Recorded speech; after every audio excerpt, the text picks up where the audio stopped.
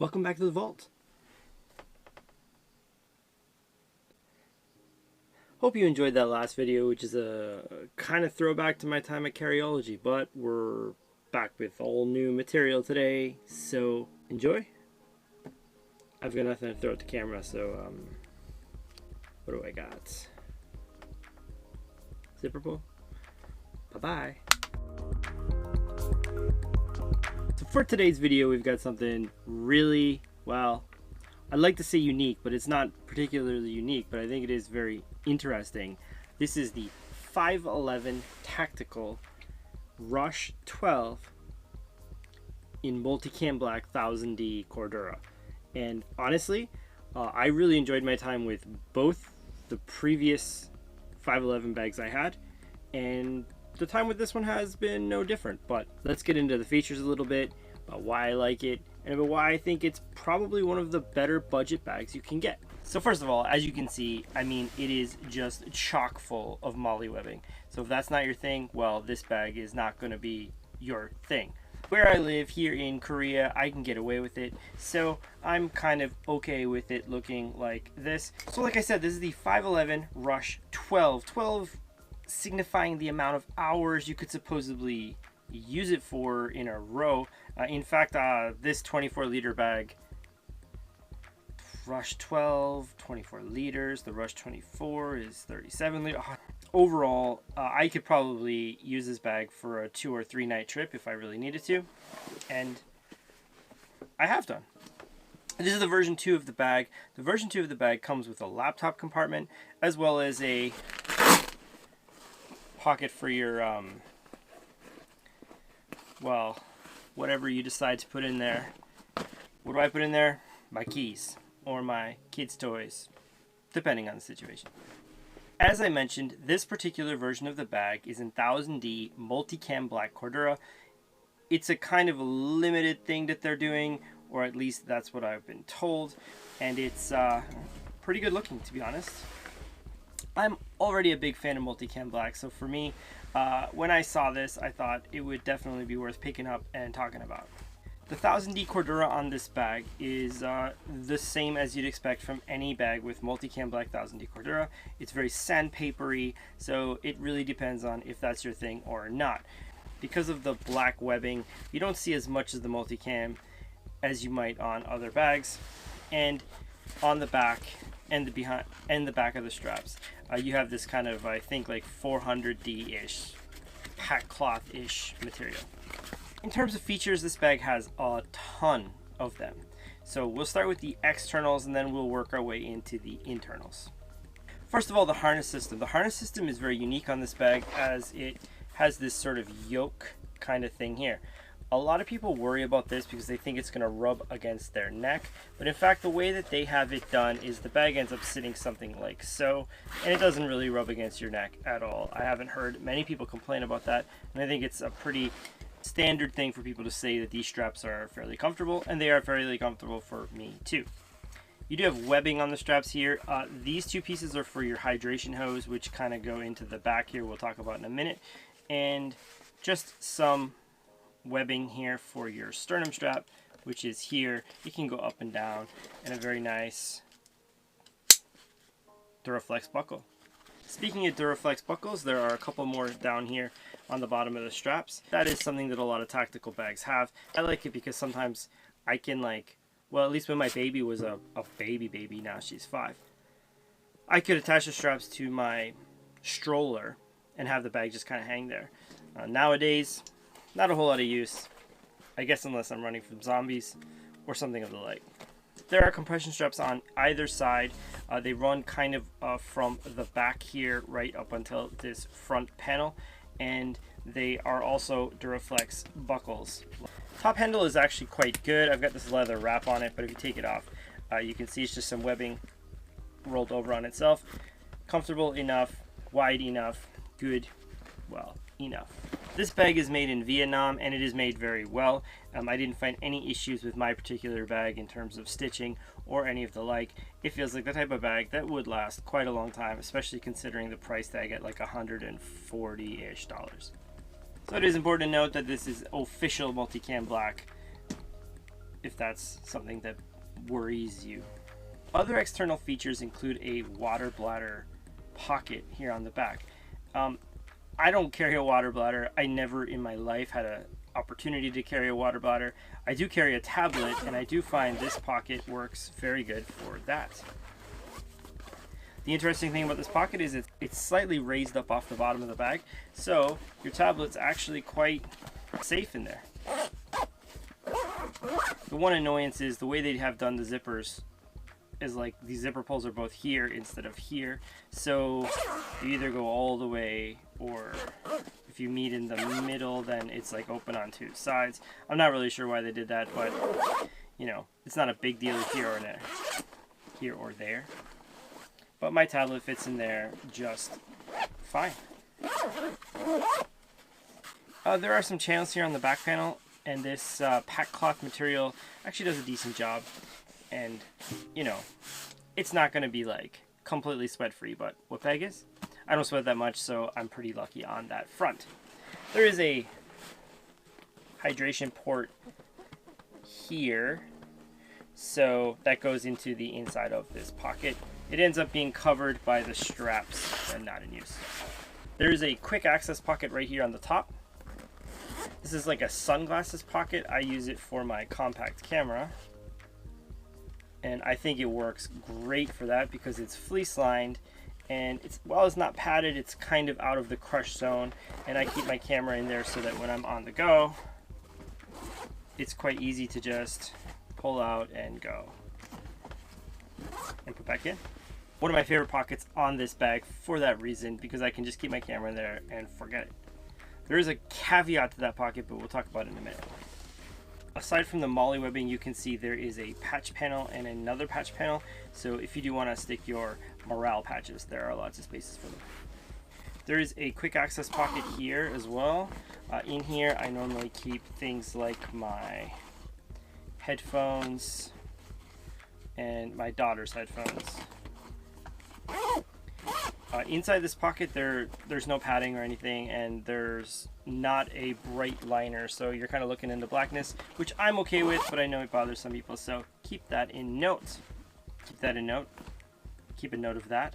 Keep a note of that. In terms of other pockets on the bag, there is this huge admin panel here on the front, which we will open up. It opens up very wide, as you can see here. There are two slip pockets on the front of this pocket, which, you know, I've got things like wet wipes in. You can see how they look right there, just two basic pockets. And one note I want to make about this pocket is I have a Rush 24 V2, and I have an older Rush 12 V1, and these pockets have the same pack cloth liner as the back panel on those bags, but for some reason on this particular bag they've used like a cheaper, much thinner feeling liner.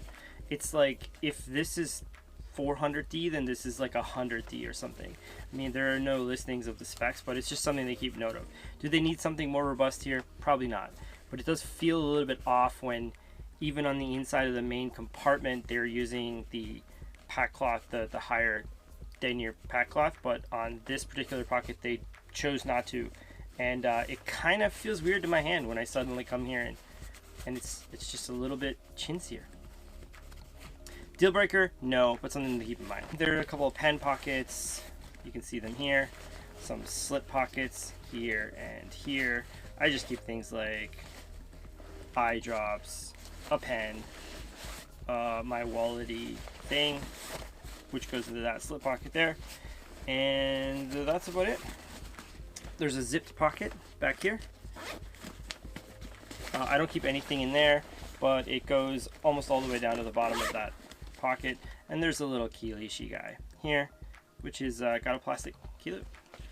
That admin panel has a lot of its own volume, as you can see. So you can actually stuff something fairly big in there, like a jacket or a hoodie. This is a hoodie.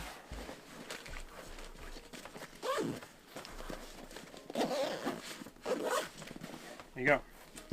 No problemo. While I'm zipping away here, I probably should have mentioned earlier, these are all YKK zippers.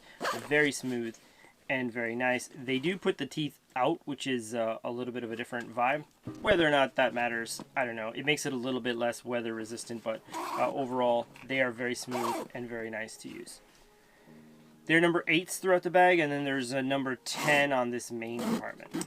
Speaking of the main compartment, let's get into that. So compression straps have to come off, and it does open clamshelly. You can see something like so. So the bag is like a full clamshell opening bag, as you can see. It doesn't go like right here, so it can sort of have a bit of a weird time folding over depending on how you do it. I've got a kind of a routine to let it fold over nicely, but if you don't do that, it ends up being kind of floppy sometimes. But that's mostly due to the fact that there's no padding here on the bottom, and the fact the zipper doesn't go all the way down to the bottom. Overall, not a big deal, just something to keep note of. It does allow you to back the full contents of the bag pretty easily. On this lid, there are 2 pockets, and they have their own volume, which I think is great.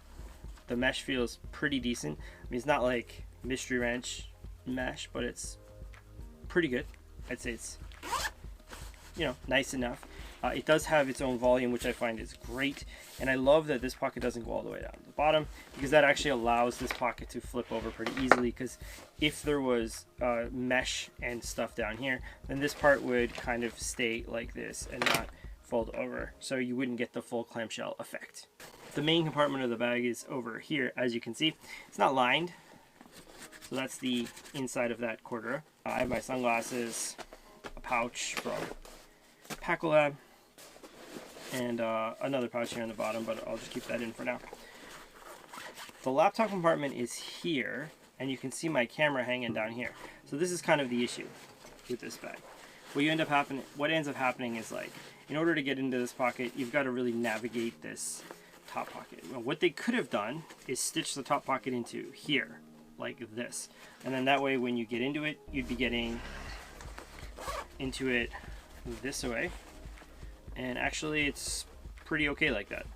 But instead, what they've done is they've let it hang, and it goes like this. Now that gets right in the way of this laptop compartment. So if I want to put my, even like my small tablet in there, it goes in okay. But now I've got like a big lump because my camera's there, so I have to move it out to the front. Definitely annoying, and something that I think they probably could fix by, my suggestion would probably be to move this zipper forward a little bit, have another zipper that goes into that compartment, or probably just keep this pocket stitched up to here somewhere, like so, instead of this little dangly guy. Big deal, again, depends on you. If you carry your laptop and you're in and out of your laptop all the time, it's going to be a big deal. If you're the kind of person that carries your laptop once a month, probably no big deal. And if you're like me and you just shove it in the back in this water bladder thing, then it's no big deal at all. But it is worth noting. Close this puppy up, like as in the video and the back. When you use this as your laptop compartment, it's important to note you most often have to flip your straps out. Now, you don't really have to, like you could kind of go in through the side here, but I tend to find it easy to just go like,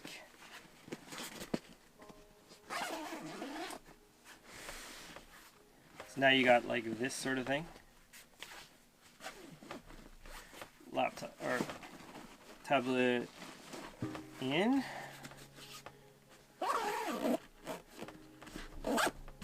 Zipper in, and it's actually pretty protected in there. This is all padded. There's normally a frame sheet in here. I've taken the frame sheet out because I don't tend to like them that much, and I've added a bit of padding myself. You can see where you can do that right here, right along there. So that's just a Velcro bit that opens up and gives you free reign to do what you like. So that's the Rush 12 from 511 version 2. I'm going to keep you updated on this bag because actually I really enjoy it, and I think it's important to talk about budget examples of solid bags that will get you from point A to point B and be good companions no matter what you need them for. This is definitely a good example of that, as I think like a lot of us don't need much more than this. There are bags behind me that are in like the close to $1,000, and do most of us need that? No. Will this be enough for most of us? Yes. And overall, it's just a really, really solid bag. So that's really it. Thanks for sticking around. Next video, not sure what it's going to be about, but I guess you're going to see. So thanks again. Talk soon, kids. Bye-bye.